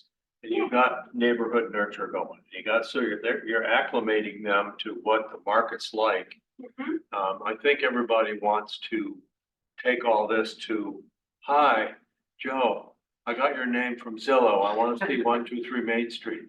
That's probably not how most of your transactions are gonna go, is it? Aren't these people that you've dealt with that know, like, and trust you, or somebody that's referring you that knows, like, and trust you? So that the intro to it is not gonna be, all of this, oh, what do I do? Here, sign here, all that. I think you're gonna have the makings of a relationship before you get When to they this point. leave, you have a relationship, you have a trust relationship. And from the trust relationship, you build on that.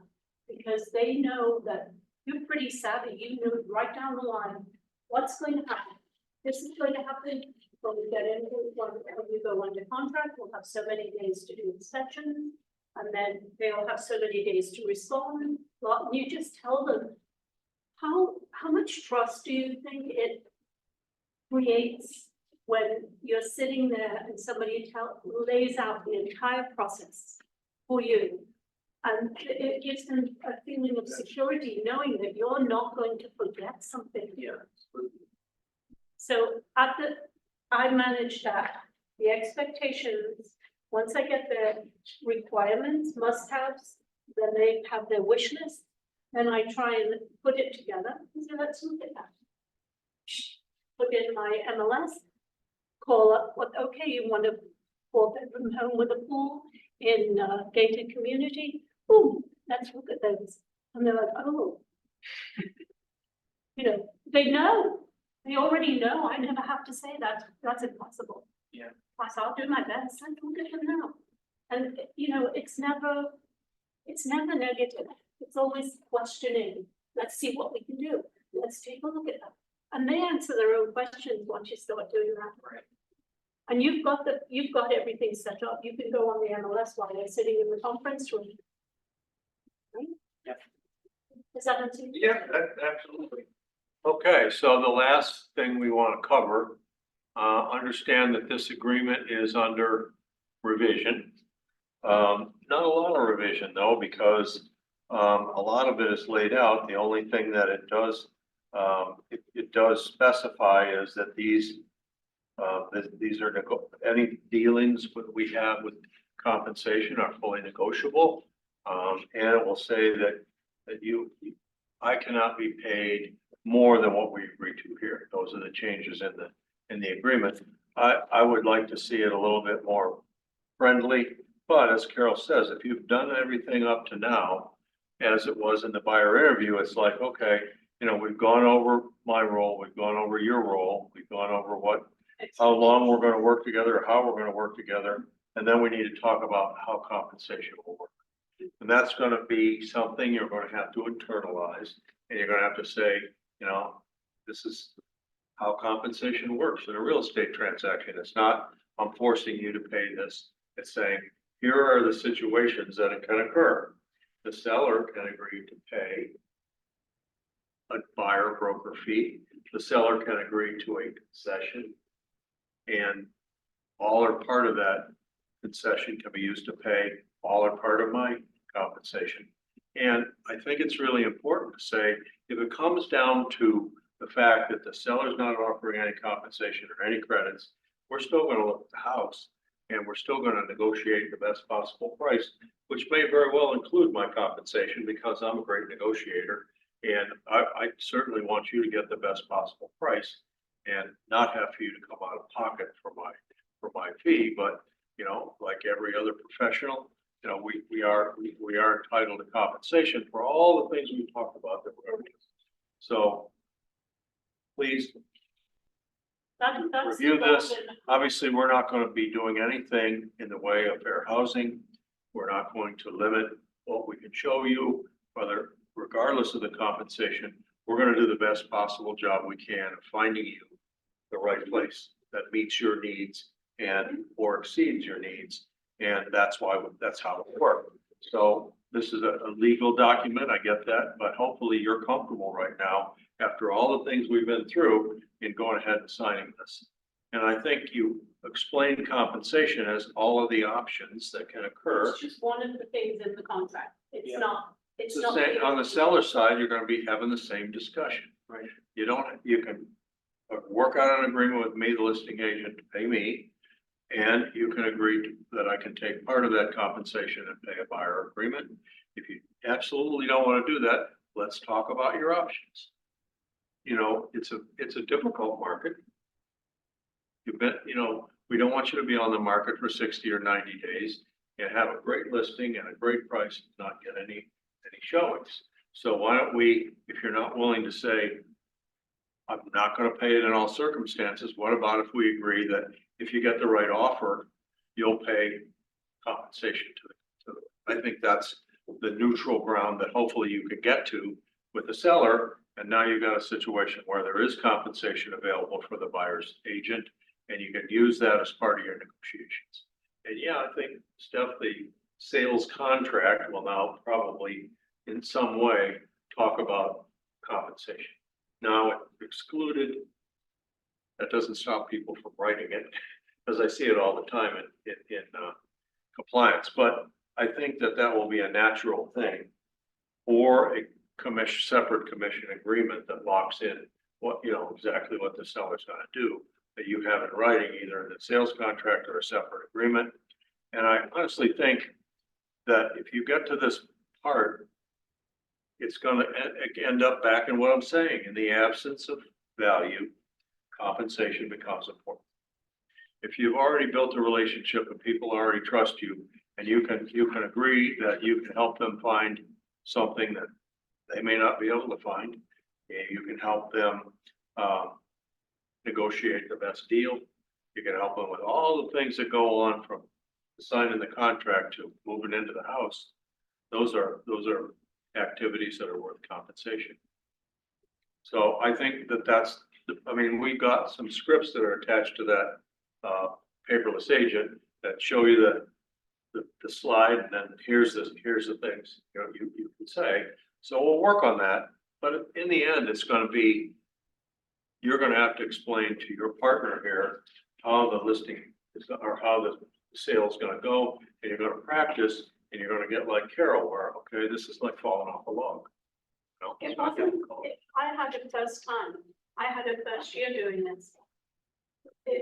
Once I honed the skill, it didn't make any difference to me, and it doesn't now. In this industry that we're in, remember in 2008, all the short sales? Do you know how many agents had to figure out how short sales are tough? But people still made a living doing it. Our industry is a roller coaster. And this is just another little hiccup along the way of how we do business. And it will soon become normal. So don't fear it. Just make sure you run your business the way you choose to run your business. It's going to be different for everybody. And I urge you to just enjoy it Because if you go sit down at a buyer broker consultation and you're worried about it, they're going to pick up on that like Yeah. immediately. It's just human nature. Nobody. And we'll do some objection here. I mean, Yes, it's okay for the buyer to say, why should I pay that? Yeah. It's okay for the buyer to say, I'm happy to work with you. You're great, Carol, but if you don't get paid any other way, then I'm not gonna pay you. Okay, what are the objections there? What is the handling? let me see This if I should be, understand this what shouldn't be, Yeah, I just go back to this and I'd say, so which of these services would you prefer I not handle? I mean, you know, how involved do you want me? I can help you put the contract together and you'll be on your own. I went on a listing appointment about a year or so ago, I remember the exact date in the vineyard. And I went through the whole dog and pony show, you know, it was all great. And then the folks turned to me out of the blue and said, you seem like a great person, and if we were going to list with somebody, we'd list with you. And we're going to try and sell it ourselves for a few weeks. And I said, good for you. I Good don't luck. blame you a bit. I said, you can save some money that way. So let me just let you know, I said, well, you're lovely people. So which contract are you going to use? And they're like, what? I said, well, which contract will you use? And they said, oh, well, and I said, you know, the disclosures and who's going to manage the condo docs and getting all of the, you know, the condominium documents, the Q&A sheet. I went down around the whole list down.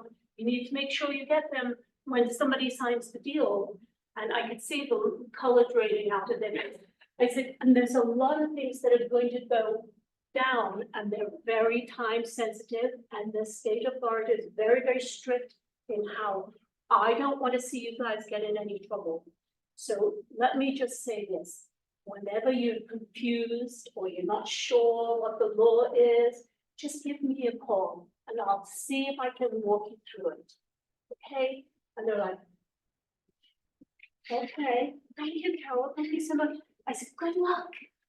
This is great. It's I'm pulling for you. It's a beautiful unit and, you know, good luck negotiating and all of that. 9 o'clock the next morning, they said, could you come and list? Could you come do the contract? I said, oh. and it's basically in the buyer interview, it's the same as the seller interview. We're gonna decide to work together, right? Great, and that would be great. And that would be wonderful. You're gonna decide to work, you know, that you wanna work with somebody else, or I'm gonna decide that this isn't a great match. That's one of three things. Why wouldn't you want to work with me? Well, remember when we first started talking, I said I wanted to exceed your expectations. If I don't feel I can do that, because I've already shown you the houses that you can get for $300,000. Yeah. You see how this all works, and it's all dialed into that buyer consultation. We manage their expectations right out of the gate, and there's never an issue. But, you know, what I was doing with those folks who wanted to do a FISBO, I was letting them know that they were already over their heads because they didn't know about specific contracts for neighborhood, they didn't know about disclosures, they didn't know about condo rules and regulations, they didn't know about all of that, applications. I said, no, you'll have to provide all of that to any seller or the deal will be null and void. So make sure you call me if you run into a problem because everything's very time sensitive. You only have a few days to get. Where do we get them? I said, well, I get them from a professional organization that I subscribe to every month, the MLS. I get through there. But you can probably find them somewhere. I'm not really sure where you would find them. They're like, oh, okay. I said, but good luck. Call me. Here's my card. I'd love to talk to you, and I'll help you. I will help you in any way I can because I don't want to see you get in any trouble. And they were like, oh, can you come today? I said, sure, I already have the listing agreement. I just planted all of the seeds showing What's the difference with the buyer agreement? Same It's thing. no different. You're going to say to them the same exact thing. You know, when you go under contract, you have so many days, blah, blah, blah, you know, and to do all of these things and line up the deal. But I handle all of that, you never need to worry about that. So it's the same thing, it's not hard. It's just, I would say it requires focus, and it does require a little bit of time to internalize the conversation. It's not a script, it's a conversation. And I sit there with my legal pad. I don't really have a vibe presentation, I'm supposed to. I sit with a legal pad and I write down everything they say. Go to an attorney's office, That's what she was doing in the. I write down it, yeah, well, what do you think I learned from the best? I write everything down and it shows I'm interested, it shows that I'm retaining the knowledge and the information that they're giving to me, and then what am I going to do with it after that? So, and then your personality comes into play, you know, have fun with it. The one thing that I pointed out that she said twice, how do I win with you? I want to have fun in the transaction. I want to enjoy it. I don't want to be stressed out. That was the gist of that conversation. And then later on, she said, well, how the last little section that she did, tell me one more thing that would make this a 10 plus. Like happen. So people do, buying a home is one of the biggest things that people will ever do, besides having babies. That's aside. And it's our job, I feel, to make it as stress-free as it possibly can be. And that's all established in the very beginning. And managing expectations, I would say, is my number one priority. So you know already, right, that I'm never going to take you to see $500,000 houses. You know that, right? Because they said their budget was $350. Yep. I do a whole thing during the buyer consultation, which Nikki didn't do, but I found it's a great advantage. And that is, I always ask people how they're going to pay for the house. And I make a big joke about it, you know, you have the deposits without your wallets, how far can you get? Same thing when we're looking for a house, you've got to have your financing in place. If you're not cash, are you pre-approved? Okay, that's our first step. There's no point in going to look at houses till we have that established, and I manage all of that right up front. So when they leave there, we have a game plan for the money as well. That's Not asking those questions, you could be spending a lot of time. Yeah. Showing people or researching for people that have no ability to afford it. Right. That kind of. I have worked with people that have no ability to buy. And one very nice family, it took me 18 months to get them to a place where they could qualify for financing. And they did, eventually, we did get them into our home. But those same people, I don't care if they're multi-million-dollar buyer, first-time home buyer, I always show them the same respect and dignity. And I never assume that they don't have the money. I always ask this question, and I ask it this way, and it's part of my repertoire. Will you be paying cash, or will you be obtaining financing? And then, well, I have, I need to know. I don't need to know your business. I only need to know how much you can spend and when. And I'm going to put you with this person. If you like working with this person, we can continue on. I've used them with great success. We'll get you a great deal. They'll look after you right through to the end. They'll work with me. And that's all I need to know so that we can go and look at homes. So run your business the way it works for you, where you know that you can serve people in the best possible way. That's how I run my business. And if I don't feel that I can, I have no problem passing them along to but I have just walked out of listings knowing I'm going to never work with this person. They handed me the keys, they signed the contract, and something about them rubbed me the wrong way, or they were rude, or just unrealistic. And I just said, you know, I think you can better served by somebody else, not me. And gave them the key back. No, you can't do that. I said, excuse me, sir, just let the contract out of that. Well, it's the same. I mean, that's the silver lining in all this is that you spend the time to figure out whether you have a match. Correct. And whether or not the expectations are realistic. And, you know, if you can spend a half an hour, 45 minutes doing that, doesn't matter what that buyer broker agreement says. If I can't cultivate a relationship with you and we don't think alike or we just don't mesh, That's a tool. that's the time to say, hey, I wish you a lot of luck. I don't think I'm the right person for The you. consultation is a fact-finding Right. expedition for both parties. It's not just about getting that signed, and it saves me literally hours. Incidentally, the gentleman I wrote, I think you'd be better served by another agent, here's your key. Who I checked, because that's who I am, every 3 months I checked, and it never sold. Wow.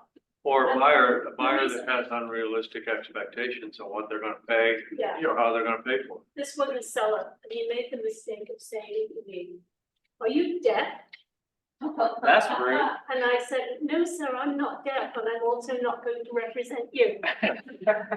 Wow. Wow. I'm not deaf, but maybe you can hear this.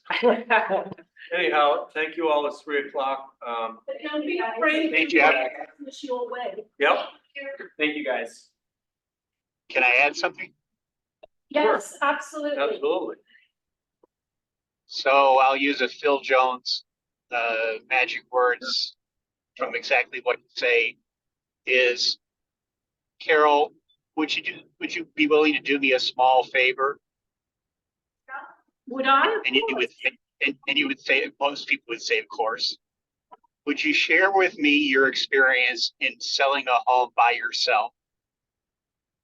And then depending on their answer, if they've never done it before, is, I'm just curious, do you pick up hitchhikers on the street? Well, no. Yet you'll let someone walk in the front door of your home, unqualified, to see the inside where all your valuables and personal possessions are located. Is that right?